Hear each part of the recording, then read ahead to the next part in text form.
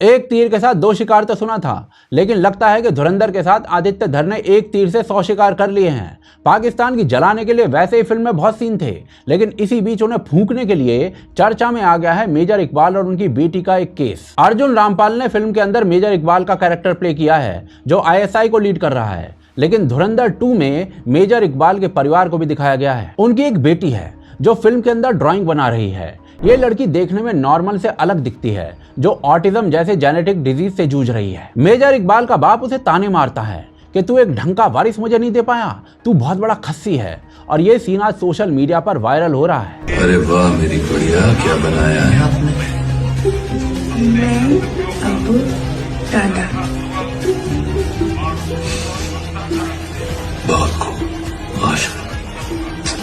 देखिए, ऑटिज्म कोई मजाक का विषय नहीं है, एक बहुत बड़ा जेनेटिक डिजीज है जिसमें बच्चे मेंटली डेवलप नहीं हो पाते हैं। पर धुरंधर में बहुत से लोग इस सीन का मतलब ही नहीं समझ पाए। मेजर इकबाल की बेटी को जेनेटिक डिजीज से जूझता हुआ दिखाते हुए आदित्य धर ने पाकिस्तान में होने वाली कजन मैरिज को लपेटे में ले लिया है, और शायद यही फिल्म की सबसे बड़ी पीक डिटेलिंग है। चलिए डिटेल में समझाता हूँ। एवोल्यूशन की थ्योरी देने वाले ग्रेट साइंटिस्ट चार्ल्स डार्विन ने 1839 में अपनी फर्स्ट कजिन से शादी कर ली थी। अगले 17 सालों में इस शादी से 10 बच्चे हुए और शादी सही चल रही थी, पर 10 में से 3 बच्चे मारे गए अलग अलग बीमारियों से, और 3 बच्चे नपुंसक हो गए। अब इन चीजों से डार्विन को लगा कि उससे कुछ बहुत बड़ी बायोलॉजिकल गलती हो गई है, और कोइंसिडेंटली ये वही टाइम था जब कजन मैरिज पर लोग रिसर्च कर रहे थे कि ये सही है या नहीं। डार्विन ने इस मुद्दे पर रिसर्च की, और फिर अपनी एक बेटी की मृत्यु के बाद चार्ल्स डार्विन को लगने लगा कि उसने अपनी क्लोज कजन से शादी करके बहुत बड़ी गलती कर दी है बायोलॉजिकल पर्सपेक्टिव से। और फिर अपनी बुक का लास्ट पैराग्राफ उन्होंने इसी मुद्दे पर लिखा। डार्विन ने लिखा कि अपने क्लोज रिलेटिव के साथ शादी करना बहुत डेंजरस हो सकता है,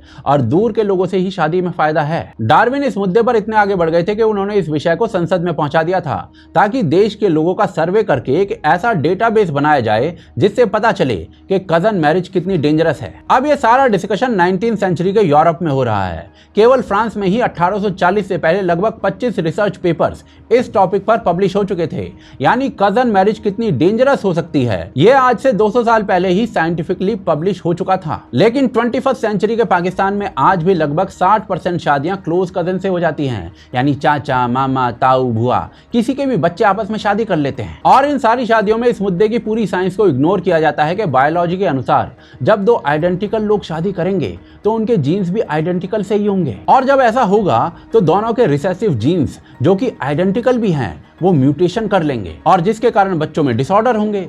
और ये डिसऑर्डर एग्जैक्टली उस लेवल तक जाते हैं जो धुरंधर में मेजर इकबाल की बेटी को दिखाया गया है। इस बेसिक सी साइंस को समझने की जगह पाकिस्तान के लोग कजन मैरिज को ग्लोरीफाई करने में लगे हुए हैं। Pakistani TV serials cousin marriage को ग्लैमराइज कर रहे हैं। फाजी भैया के साथ होगी आपकी शादी? अल्लाह, अच्छा बोला करो। उनके साथ क्यों होगी शादी? उनसे शादी करने से अच्छा है कि मैं जहर खा के मर जाऊं। और वैसे भी वो इतने बड़े हैं मुझसे, उस्ताद जी है मेरे और भैया है हमारे, उनसे कैसे हो सकती है शादी? तो अभी कर दें फाजी और मीनू का निकाह, हमें कोई एतराज नहीं। और भाई साहब, ऐसे कोई 1-2 ड्रामा नहीं है, भीड़ लगी हुई है। चाय रख दे नवाब साहब के पोते के लिए। वो हादी आ गया जॉगिंग करके। फाजी भैया आए हैं। बेवकूफ लड़की, भैया तो मत कहो, निकाह हुआ है तुम्हारा उसके साथ। तो इससे मेरा क्या कसूर है? तुम्हें किसने बताया मिर्ची के बारे में? और ये फास क्या है? वो हादी भैया ने, वो ही लेके गए फाजी भैया को साथ, वो फाजी को साथ। मिर्ची मिले या ना मिले, इसने भैया भैया कह के अपना निकाह का बेड़ा गर्क कर देना। कजिन्स में शादी करेंगी ना तो ऐसे ही होगा। ताऊ के लड़के खुलेआम चाचा की लड़की पर लाइन मार रहे हैं। तुम यहाँ क्या कर रहे हो? कजन हूँ तुम्हारा, पिक करने आया हूँ। कजन हो ये सिर्फ मुझे पता है, और तो किसी को नहीं पता ना। अच्छा नहीं लगता ताहिर। हाँ, लेकिन जो बात मैंने तुमसे करनी है वो घर पे हो नहीं सकती।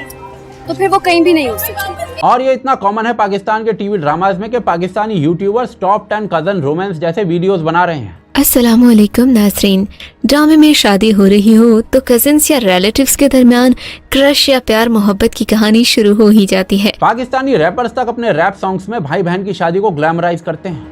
पहले कजिन, अब हम डजन, पहले भाई अब हुए 4 भाई, 7 अंगड़ाई, देखो कौन आई मेरी बीवी जो बोलती थी मुझे भाई। एंड पाकिस्तानी सीरियल्स में, फिल्मों में, रैप सॉन्ग्स में ये सब पता क्यों दिखाया जा रहा है? क्योंकि पाकिस्तान के लोग ये सब एक्चुअली में कर रहे हैं। बाकी देशों में लोग जिसे इंसेस्ट मानते हैं, She's your cousin.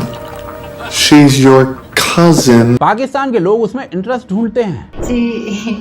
शादी से पहले तो मैं इनको भाई कहा करती थी। पाकिस्तान के 55 से 60% लड़के अपनी बहनों से, चाचा की लड़की, मामा की लड़की से ब्याह कर लेते हैं। इनफैक्ट बाबर आजम, शाहिद अफरीदी सबने अपने कजन से ही शादी की हुई है। और ये आंकड़ा मैंने मैन्युफैक्चर नहीं किया है, ये आंकड़ा कायदे आजम यूनिवर्सिटी ऑफ इस्लामाबाद ने दिया है। और ये बस पाकिस्तान का हाल नहीं है, पाकिस्तान के लोग अगर ब्रिटेन भी जाते हैं तो वहां भी अपनी बहनों से शादी कर लेते हैं। उदाहरण के रूप में इंग्लैंड के अंदर ब्रैडफोर्ड में 75% पाकिस्तानी अपनी फर्स्ट कजन से निकाह पढ़ रहे हैं। और इन शादियों से जो बच्चे पैदा हो रहे हैं उनमें से 10% तक बच्चे फेटल जेनेटिक एबनॉर्मेलिटीज के साथ पैदा हो रहे हैं। एंड धुरंधर ने एग्जैक्टली इसी पॉइंट को हिट किया है। देखिए, साउथ कोरिया में थर्ड कजन मैरिज तक पर बैन लगा हुआ है और ये बैन ताइवान और नॉर्थ कोरिया में भी है। 1981 में चीन ने भी इस पर प्रतिबंध लागू कर दिया था। वियतनाम, फिलीपींस में भी कजन मैरिज बैन है। यूएसए के अंदर 50 में से 24 स्टेट्स में कजन मैरिज बैन है एंड बाकी स्टेट्स में लोग खुद ही नहीं करते हैं। यूएस में केवल 0.2% शादियां कजन्स के साथ होती हैं। जर्मनी में आज कजन मैरिज पर बैन नहीं है, पर जर्मन लोग आज अपनी कजन्स के साथ शादी नहीं कर रहे हैं। हाँ, जर्मनी में रहने वाले 25% टर्किश लोग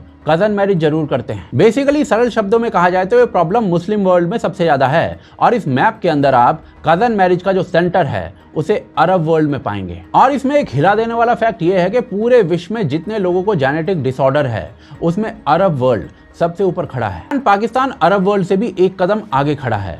कतर में 54% लोग कजन मैरिज करते हैं, पाकिस्तान में 60% पार कर जाता है आंकड़ा। तो सवाल ये आता है कि जब इतने साइंटिफिक एविडेंसेस अवेलेबल हैं कि ये चीज गलत है, तो ये लोग एक्चुअली में ऐसा कर क्यों रहे हैं? क्योंकि कुरान कजन से शादी को प्रतिबंधित नहीं करता है। फॉरबिडन मैरिज की लिस्ट में कजन नहीं आता है। इनफैक्ट सूरह अल अजब की एक वर्स कहती है कि अपने चाचा या चाची, मामा या मामी की लड़की या लड़के के साथ संबंध में कोई बाधा नहीं है। इनफैक्ट इतिहास के सबसे बड़े इस्लामिक लीडर्स के ऐसे उदाहरण हैं। एक बड़े इस्लामिक लीडर ने आतिका से विवाह किया था जो कि फर्स्ट कजन थी। एक दूसरे बड़े इस्लामिक लीडर ने फातिमा से विवाह किया था और वो भी फर्स्ट कजन थी। और ऐसे उदाहरणों को सामने रखते हुए इस्लामिक स्कॉलर्स आज भी ऐसी शादियों को जस्टिफाई करते हैं। The brother of your father, the ladies, and you cannot marry the sister of your father.